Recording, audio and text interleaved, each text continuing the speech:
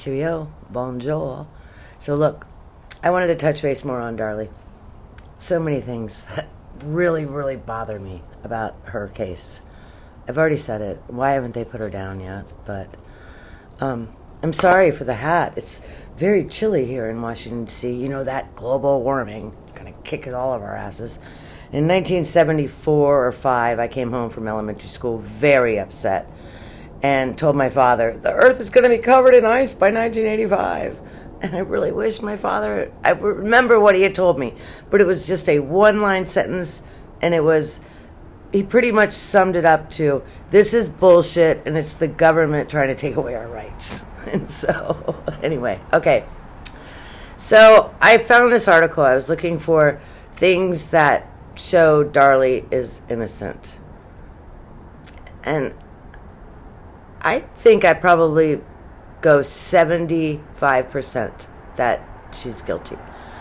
I have so much empathy for her mother because her mother cannot even imagine doing that. And yet her daughter has been accused of it. Okay.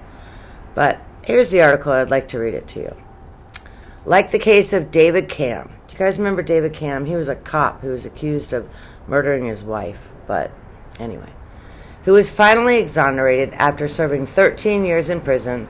Darlie Routier was accused and convicted of the brutal murders of her two precious children, based solely on controversial forensic evidence known as blood-stain pattern analysis.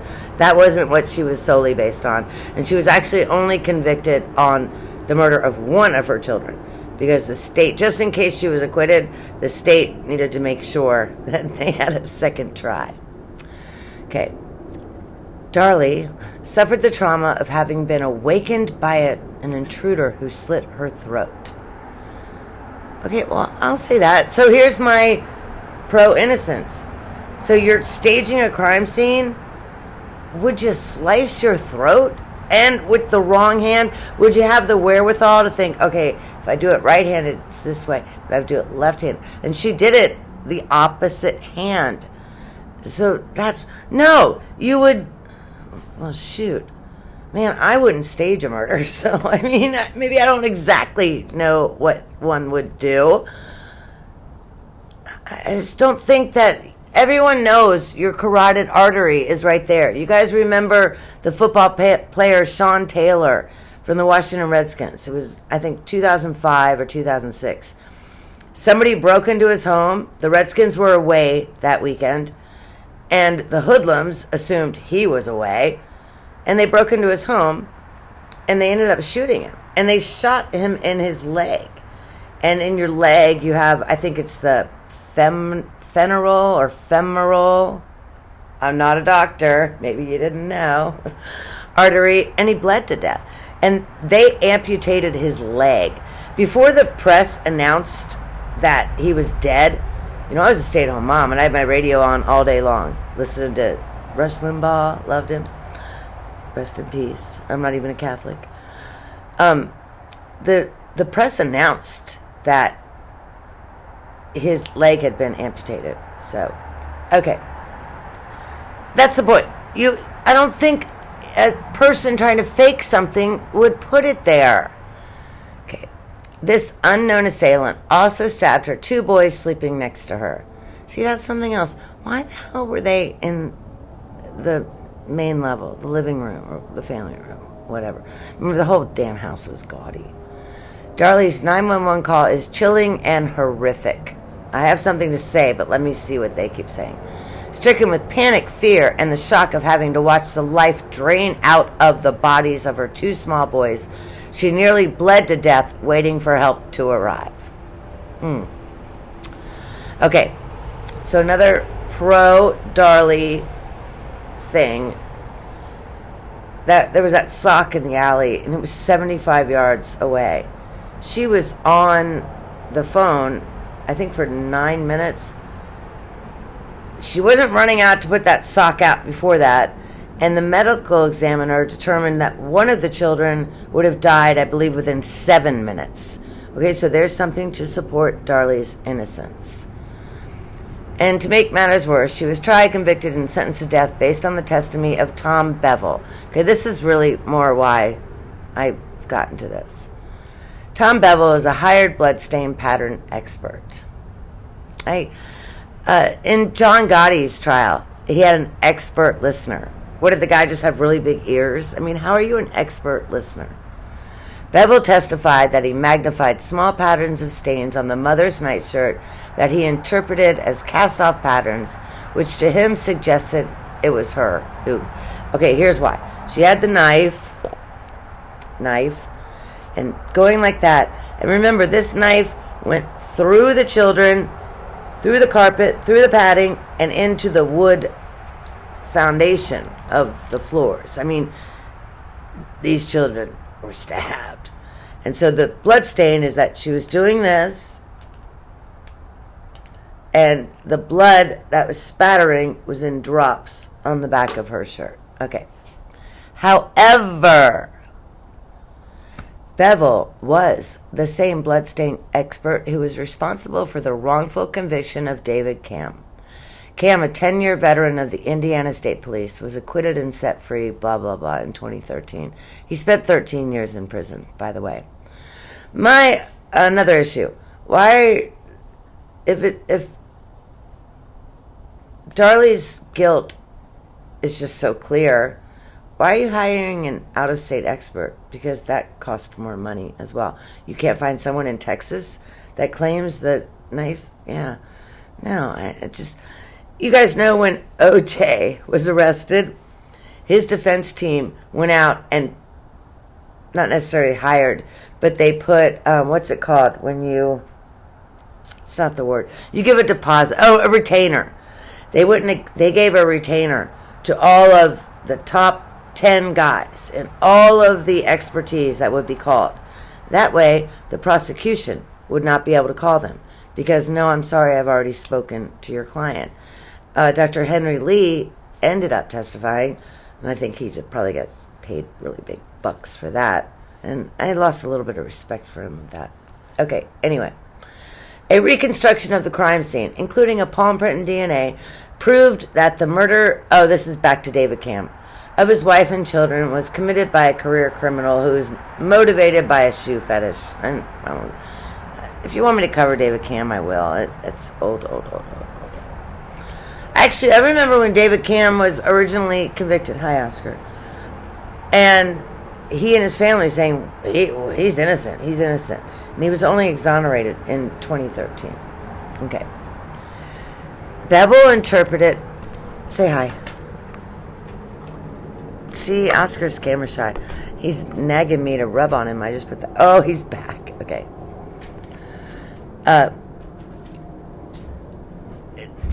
The dude, Bevel, said that the blood dots on Cam's shirt were created by high-velocity impact spatter from having fired the gun that killed his family. Some of the most respected bloodstain analysts in the country came to a different conclusion, that these stains were transferred from the hairs of his daughter when David attempted CPR on his son. That's right, I believe actually his entire family was murdered. Okay.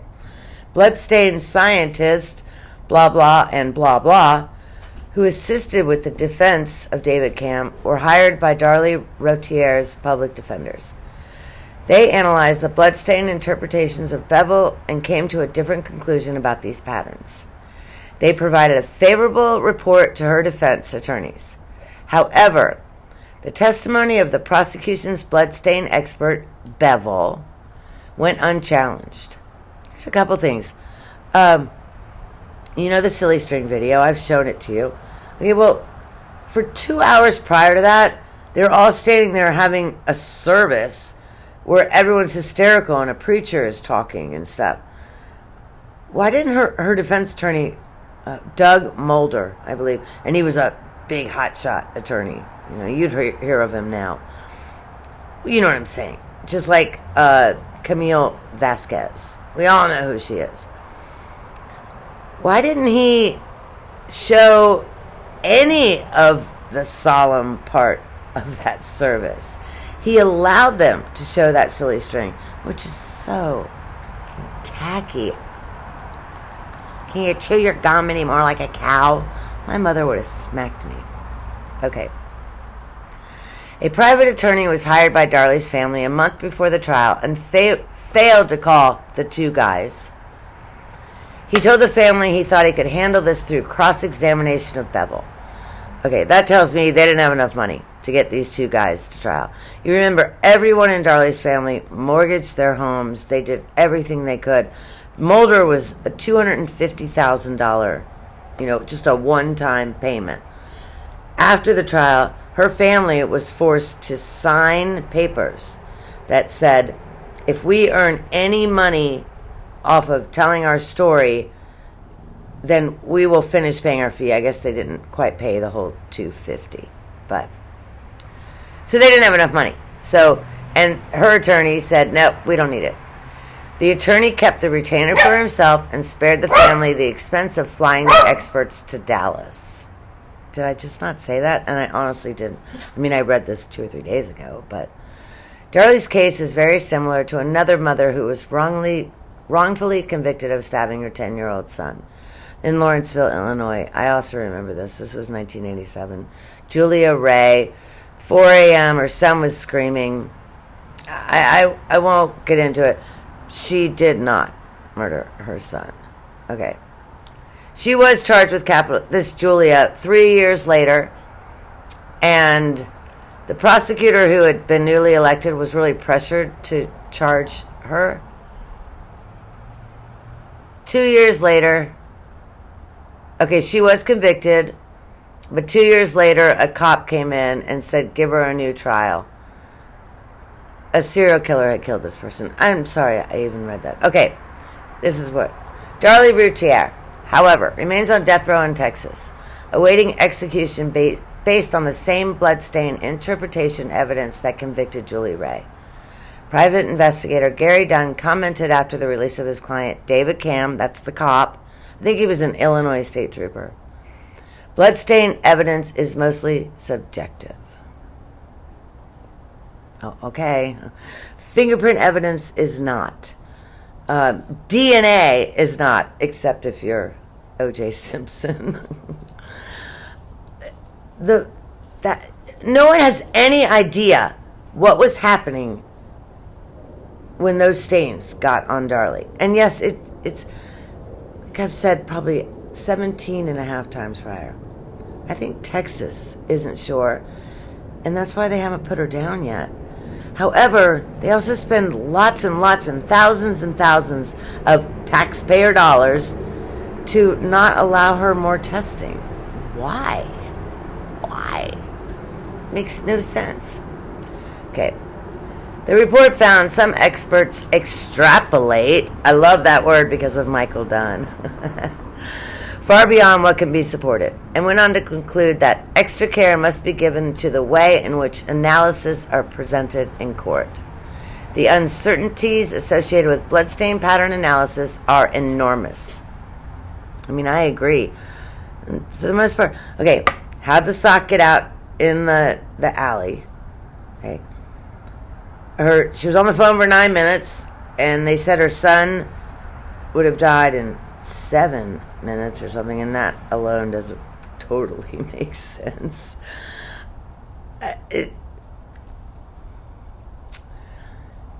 You know what I learned today? Let me finish this. Okay, with this much uncertainty and doubt, can we believe bloodstain experts? Who cares? Okay, so they had Darlie, there was glass all over the footprints, the blood footprints on the floor. And so what they did afterwards was they put down, parchment paper, and they had Darlie just walk across the floor, and then they had her run across the floor. And they determined that her footprints, the bloody footprints, matched more when she was walking across the floor. I'm sorry, global warming is kicking my ass. I'm bothered that the bad guy got the knife from the house. If you're going to go rob somebody, you bring some... I assume. I've never robbed anyone. I assume you bring your weapon with you. That bothers me. Oh my goodness, I had something else. It bothers me they didn't take any of the jewelry. And yes, I just said all of this the other night. But I've been really thinking more and more about this. Hi, honey.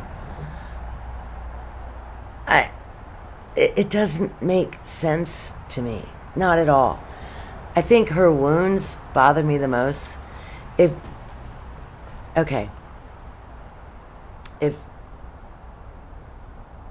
it's the word psych. If you were crazy enough to actually murder your children, but then you want to make yourself look hurt, I just don't believe that you would do that to yourself. I think you would have superficial wounds in other places, maybe your legs in places. You would slice yourself. I don't know. I've never tried to murder my family. Sorry. And if you have tried to murder your family, please let me know below. Speaking of that, that's funny. I'm reading books about John Gotti right now. And in one of John Gotti's trial, a potential juror came up.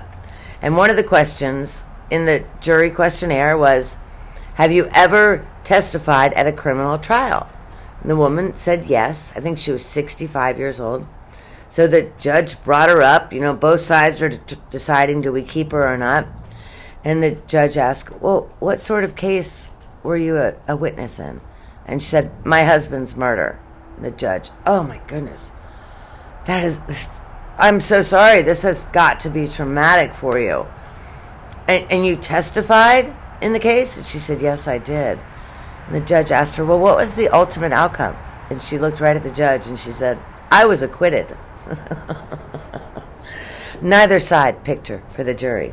And from what I've read about that particular case, she probably did it, but there was just too many other things that they... If you get away with murder, do you go for number 2? The first time I ran a half marathon once. And I got done, and the next day I thought, I'm going to do a full marathon, 26 miles. And then the next day, I said, oh my goodness, are you fucking psychotic? No way. Okay. I don't know why I do know why I'm on Darlie right now, because there's no other good murders. I hate the kids stuff, and Darlie's a kid murderer, and Chris Watts is a kid murderer. There's a woman in Kentucky who's just been arrested for killing her children, and I literally spent 90 minutes today, and I really couldn't find almost anything more about it. I know what jail she's in, so I will write her a letter. Darlie and I corresponded 15 or 20 years ago for a year or so. I should go through and see if I have any of those letters. Most of you believe she's guilty, but if you think she's innocent, let me know below. You guys, I was a little whiskeyed out during my live. I apologize.